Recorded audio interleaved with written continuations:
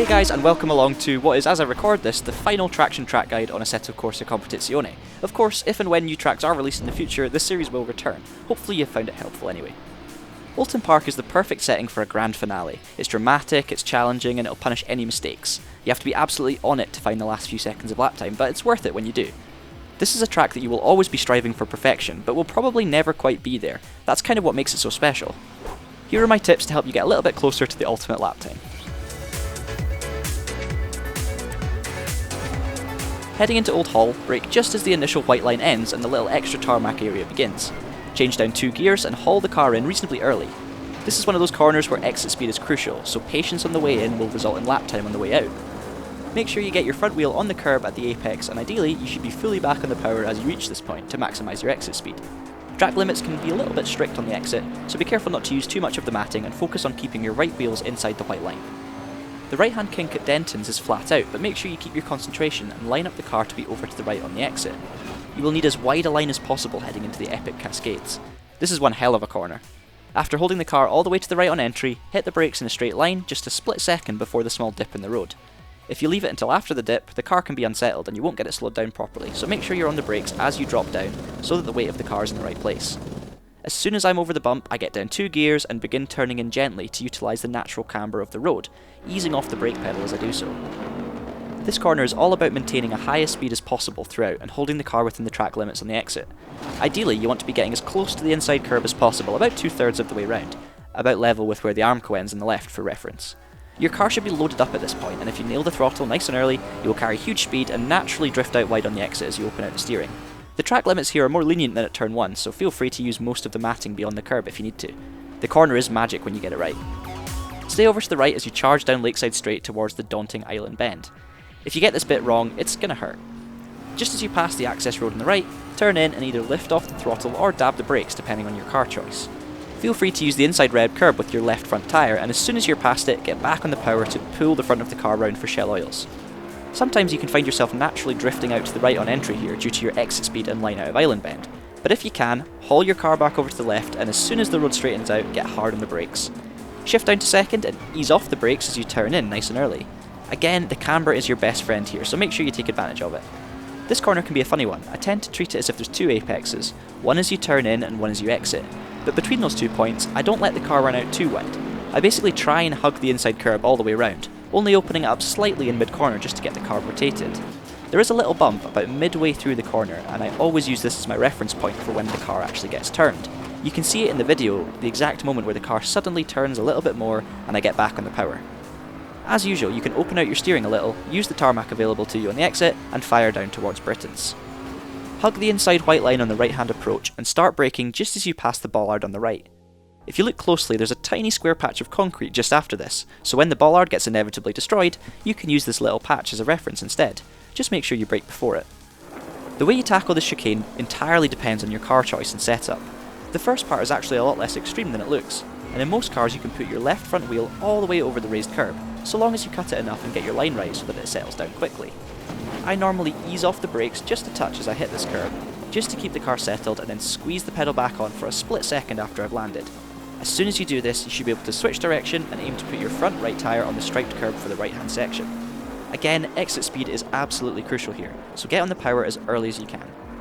This is where the car can make a big difference. The Bentley I was in here is probably about average in terms of its ability over curbs. It's not as smooth as the Merc or the Lexus, but is better than the likes of the McLaren. I mean, what isn't, to be fair. In the Bentley, I can run out wide on the exit of the right hand part, and then use the matting on the left to fully cut the curb on the left as you exit the section, without bottoming out. If you get this right, you straighten out the corner and can carry more exit speed from the chicane, and you won't actually get penalised for it. However, in some cars you do risk bottoming out on the curb, and may have to take a tighter line on the exit of the right-hander, driving around the curb instead through the left kink and losing some lap time.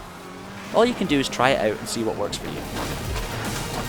Drift back to the left to prepare for the second key chicane in a row, Hislops. These chicanes will both make a massive difference to your lap time if you get them right, so make sure you exploit every single opportunity. Start braking just as you pass the 1 board, and you can use the Marshal's hut for a reference after it's obliterated on lap 1. Shift down to second, keeping the car straight all the way up until the corner entry. Start turning in as you pass the banner on the left, and aim to put your front right tyre on the flat part of the curb. If your speed is right, you should come out fairly close to the middle of the road, at which point you can flick the car back to the left, aiming once again to use the inside curb. Be patient on the throttle when you exit though, as you need to be able to haul yourself back over to the left once again for Knickerbrook. I usually try and get as far left as possible, about midway between the two corners, and then fire myself back to the right in order to once again hit the inside curb with my inside front tyre. It's very easy to miss your apex here. It's all about getting into the right flow through the chicane and always about being 2 steps ahead at every single stage. You do need to be careful on the exit of Knickerbrook as well, as the transition onto the curb and beyond the curb, if you're carrying a bit too much speed, can be absolutely lethal. I have ended up in that right hand wall many a time on ACC.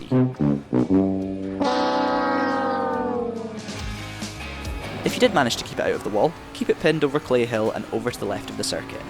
The final left-hand kink at Water Tower before Druids is much more important, and there are a few different lines that people like to take. I use the same line in the sim as I do in real life, and to be honest, my line is a bit different to most others. I tend to hug the line on the left, so that when I begin to brake for Druids, I am as far over as possible. I then straighten the steering wheel and brake as soon as the road straightens up, which is often a little bit earlier than my rivals. Changing down to 3rd gear, I coast and turn in, aiming to hug the curb at the apex, then allowing the car to drift out slightly mid-corner before nailing the throttle and powering through the second part. Most people like to go in a little bit deeper and treat it more like a V-shape. Others totally ignore the first apex and aim solely for the second. I can't tell you which is best, it's all about personal preference, but my line works well for me on most occasions as it puts the focus on the corner exit speed rather than the entry, which opens up overtaking opportunities. I'm assuming by this stage I don't need to tell you this part, but in case you weren't sure, open up your steering on the way out and use the exit curb. The final corner at Lodge is a bit of a strange one if I'm honest. On a 2D map it may look like a simple 90-degree right, but in actual fact it goes downhill on the entry, uphill at the apex and then downhill again on the exit, making it fairly unique. The braking point is right at the corner board, although there isn't much to go on when this gets taken out, so you might need to rely on the track rubber. Always a dangerous game.